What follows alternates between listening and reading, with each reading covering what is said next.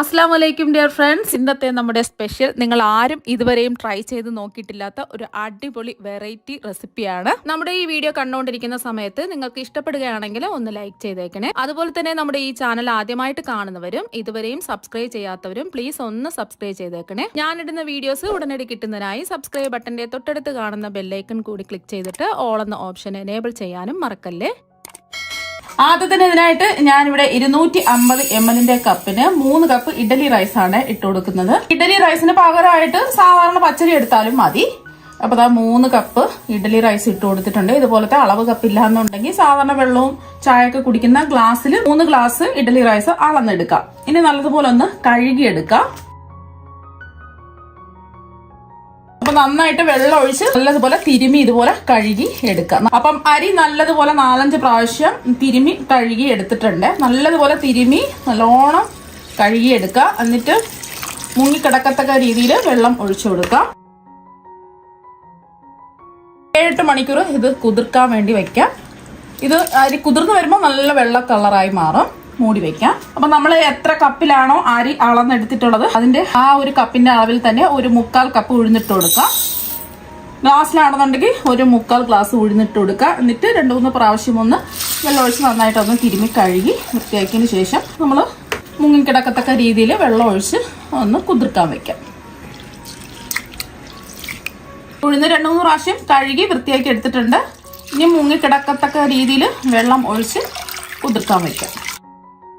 ഇനി ഒരു ബൗളിലേക്ക് 1/2 കപ്പ് ചൗവരി ചേർത്ത് കൊടുക്കുക. നമ്മൾ ഏത് കപ്പിലാണോ അരിയും ഉഴുന്നും അളന്നെടുത്തിട്ടുള്ളത് അതേ കപ്പിന്റെ അളവിൽ തന്നെ ചൗവരി 1/2 കപ്പ് അളന്നെടുക്കുക. ഗ്ലാസിന്റെ അളവിലാണെന്നുണ്ടെങ്കിൽ 1/2 ഗ്ലാസ് ചൗവരി അളന്നെടുക്കുക. ഇനി ജസ്റ്റ് ഒന്ന് കഴുകിയെടുക്കുക. എന്നിട്ട് മുങ്ങിക്കിടക്കത്തക്ക രീതിയിലുള്ള ഒഴിച്ച് ഒന്ന് കുതിർക്കാൻ വെക്കാം. ഇതുപോലെ നിറച്ച് വെള്ളം ഒഴിച്ചിട്ട് വേണം കുതിർക്കാൻ വെക്കാൻ വേണ്ടിയിട്ട്. നല്ലോണം വീർത്ത് സോഫ്റ്റായി വരും. അപ്പൊ നമ്മൾ വെള്ളം ഒഴിച്ച് വെച്ച ഉഴുന്ന് ഫ്രിഡ്ജിലാണ് കുതിർക്കാൻ വേണ്ടി വെക്കുന്നത്. അപ്പൊ 7 മണിക്കൂർ അരിയും ഉഴുന്നും ചവരിയും കുതിർത്തെടുത്തിട്ടുണ്ട്.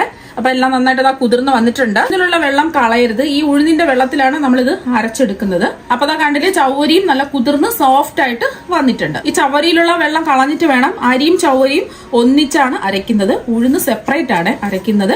നമ്മൾ ഫ്രിഡ്ജിൽ വെച്ച് തണുപ്പിച്ച് കുതിർത്തെടുത്തിട്ടുള്ള ഉഴുന്നാണ്. ആ വെള്ളം കളയാതെ ആ ഉഴുന്നിന്റെ വെള്ളത്തിൽ തന്നെയാണ് ബാക്കിയെല്ലാം അരച്ചെടുക്കുന്നത്. ഇനി കുതിർത്തെടുത്ത ഉഴുന്ന് ആദ്യം അരച്ചെടുക്കാം. മിക്സിയുടെ ജാറിലേക്ക് മാറ്റാം.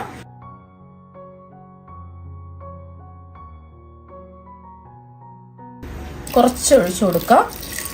എന്നിട്ട് നമുക്ക് നോക്കിയിട്ട് കുറച്ചായിട്ട് വെള്ളം ഒഴിച്ചു കൊടുത്താൽ മതി. നന്നായിട്ട് ഒന്ന് അരച്ചെടുക്കാം. ഇനി അരച്ചെടുത്ത ഉഴുന്ന് ഒരു പാത്രത്തിലേക്ക് മാറ്റാം. നല്ല സോഫ്റ്റ് ആയിട്ട് ഒട്ടും തരിയൊന്നും ഇല്ലാതെ നല്ലതുപോലെ അരച്ചെടുക്കാം.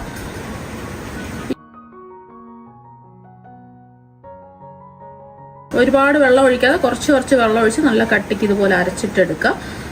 നമ്മളിതിന്റെ പ്രത്യേകത ഉലുവയും ചോറും അവിലൊന്നും ചേർക്കുന്നില്ല. അടുത്തതായിട്ട് നമുക്ക് അരിയും ചവരിയും ഒന്നിച്ചാണ് മിക്സ് ചെയ്തിട്ട് അരച്ചെടുക്കുന്നത്. അപ്പൊ അരിയുടെ കൂടെ തന്നെ ചവരിയും കൂടെ മിക്സ് ചെയ്തെടുത്തിട്ടുണ്ട്. 2 ബാച്ചായിട്ട് അരച്ചെടുക്കാം.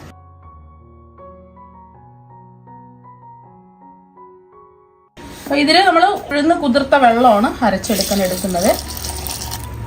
കുറച്ചായിട്ട് ഒഴിച്ച് നല്ലതുപോലെ അരച്ചെടുക്കുക. ഒരുപാട് വെള്ളം ഒഴിക്കരുത്. അരച്ചെടുത്ത അരിയും ചവരിയും ഉഴുന്നിന്റെ കൂടെ ഒന്ന് തന്നെ ഒഴിച്ചു കൊടുക്കാം.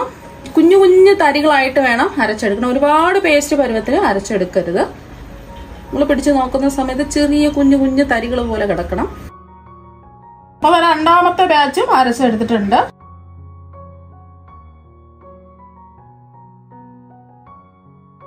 ബാച്ച് അരിയും അരച്ചെടുത്തിട്ടുണ്ട്. ഇനി ഇതിലേക്ക് മാവിന് കുറച്ച് സോഫ്റ്റ് കിട്ടാനും നല്ലൊരു മണം കിട്ടാൻ വേണ്ടിയിട്ട് 1 ടീസ്പൂൺ നല്ലെണ്ണയും കൂടെ ഒഴിച്ചു കൊടുത്തിട്ട് ഒരു 10 മിനിറ്റ് നമുക്ക് ഈ മാവ് ഒന്ന് കൈ വെച്ചിട്ട് മിക്സ് ചെയ്തെടുക്കണം. എന്നാൽ മാത്രമേ മാവ് നല്ല സോഫ്റ്റ് ആയിട്ട് കിട്ടുള്ളൂ.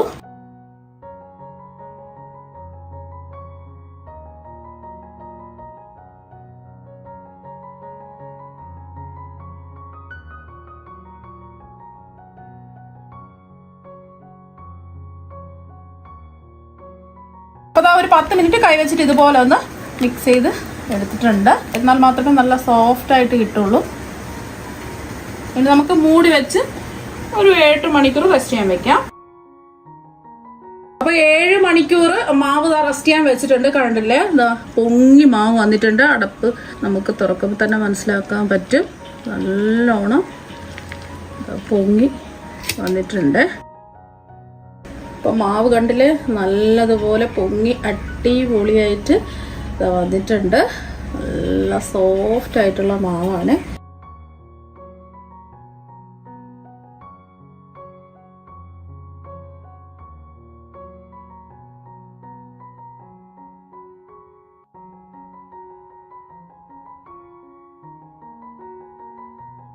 അപ്പൊ ഒന്ന് യോജിപ്പിച്ചെടുത്തതിന് ശേഷം നമുക്ക് ഇത്രയും മാവിന്റെ ആവശ്യമില്ല. പകുതി മാവ് ഒരു ബൗളിലേക്ക് മാറ്റാം, പകുതി നമുക്ക് ഫ്രിഡ്ജിൽ മാറ്റി വെക്കാം. അപ്പൊ പകുതി മാവ് എടുത്തിട്ടുണ്ട്. ഇനി ആവശ്യത്തിനുള്ള ഉപ്പ് ചേർത്ത് കൊടുക്കാം. ഞാനിപ്പോ സ്പൂണ് എടുത്തതിന് ശേഷം ഇതിലേക്ക് ഉപ്പും ഒരു നുള്ള് ബേക്കിംഗ് സോഡാപ്പൊടിയും കൂടെയാണ് ചേർക്കുന്നത്. ഈ ഒരു ഇഡ്ഡലിക്ക് സോഡാപ്പൊടി ചേർത്തിട്ടാണ് ചെയ്യുന്നത്. ഒരു 1/2 ടീസ്പൂൺ, എത്രയാണോ നിങ്ങൾക്ക് ഉപ്പ് വേണ്ടത് അതിനനുസരിച്ച് ഉപ്പ് ചേർത്ത് കൊടുക്കുക. ഒരു 1/2 ടീസ്പൂൺ ഉപ്പ് ചേർത്ത് കൊടുത്ത് പിന്നെ ഇതിലേക്ക് ഒരു നുള്ള്, 1-2 നുള്ള് സോഡാപ്പൊടി ചേർത്താൽ മതി. ഞാനിപ്പോ ഇതിലേക്ക് ഒരു നുള്ള് സോഡാപ്പൊടിയാണ് ചേർത്ത് കൊടുക്കുന്നത്. എന്നിട്ട് ഒരു 1/2 ടീസ്പൂൺ വെള്ളം ഒഴിച്ചിട്ട് ഒന്ന് മിക്സ് ചെയ്യാം. എന്നിട്ട് ഈ മാവിലേക്ക് ഒഴിച്ചു കൊടുക്കാം.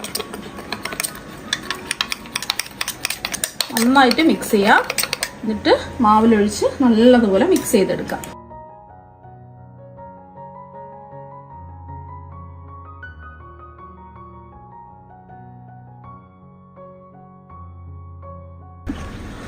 അപ്പൊ നിങ്ങൾക്ക് എത്രയാണോ മാവ് വേണ്ടത് അതിനനുസരിച്ചിട്ട് എടുക്കാം. എനിക്കിപ്പോ പകുതി മാവിന്റെ ആവശ്യമേ ഉള്ളൂ. ബാക്കി മൂടി ഫ്രിഡ്ജിൽ വെച്ചിരുന്നാൽ മതി. ഉപ്പും സോഡാപ്പൊടി ഒന്നും ചേർക്കരുത്, എന്നാൽ പെട്ടെന്ന് തന്നെ പുളിച്ചു പോകും. അതുപോലെ തന്നെ നിങ്ങൾക്ക് പെട്ടെന്ന് മാവ് പുളിച്ച് കിട്ടണമെന്നുണ്ടെങ്കിൽ തലേ ദിവസമേ ഉപ്പ് ചേർത്ത് തയ്യാറാക്കി വെക്കാം.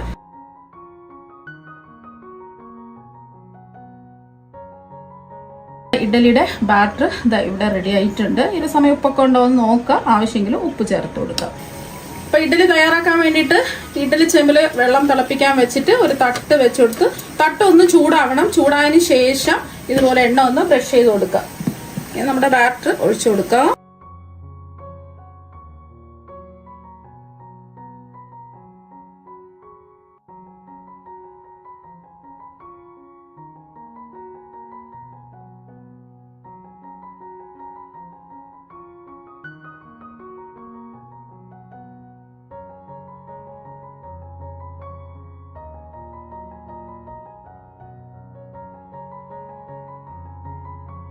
അപ്പം മാവ് ഒഴിച്ചു കൊടുത്തതിന് ശേഷം മീഡിയം ടു ഹൈ ഫ്ലെയിമിൽ ഇതൊന്ന് ആവിയേറ്റ് വേവിച്ചിട്ടെടുക്കാം. ഇഡ്ഡലി വേവിക്കാൻ വെച്ചിട്ട് ഒരു 10 മിനിറ്റ് ആയിട്ടുണ്ട്. ഇനി നമുക്ക് തുറന്ന് നോക്കാം. ഇഡ്ഡലി തട്ടിൽ നിന്നും ഇഡ്ഡലി പുറത്തെടുത്ത് വെച്ചിട്ടുണ്ട്. ആ ചൂടോടുകൂടി തന്നെ നമുക്ക് ഇളക്കിയെടുക്കാം. കണ്ടില്ലേ, നമ്മള് തട്ട് ചൂടായതിന് ശേഷമാണ് മാവ് ഒഴിച്ചു കൊടുത്തിട്ടുള്ളത്. അതുകൊണ്ട് ചൂടോടുകൂടി തന്നെ നമുക്ക് ഇളക്കിയെടുക്കാൻ പറ്റും. നല്ല ചൂടാണ്. നമ്മുടെ ഇഡ്ഡലി എല്ലാം ഇവിടെ റെഡി ആയിട്ടുണ്ട്. നല്ല പഞ്ഞി പോലെ സോഫ്റ്റ് ആയിട്ടാണ് ഇരിക്കുന്നത്. ഇനി ഇതൊന്ന് മുറിച്ചും കൂടി കാണിച്ചു തരാം. അപ്പൊ അതാ കണ്ടില്ലേ, ഉള്ളൊക്കെ നല്ല അടിപൊളിയായിട്ട് വെന്ത് നല്ല പഞ്ഞി പോലെ സോഫ്റ്റ് ആയിട്ടാണ് ഇരിക്കുന്നത്.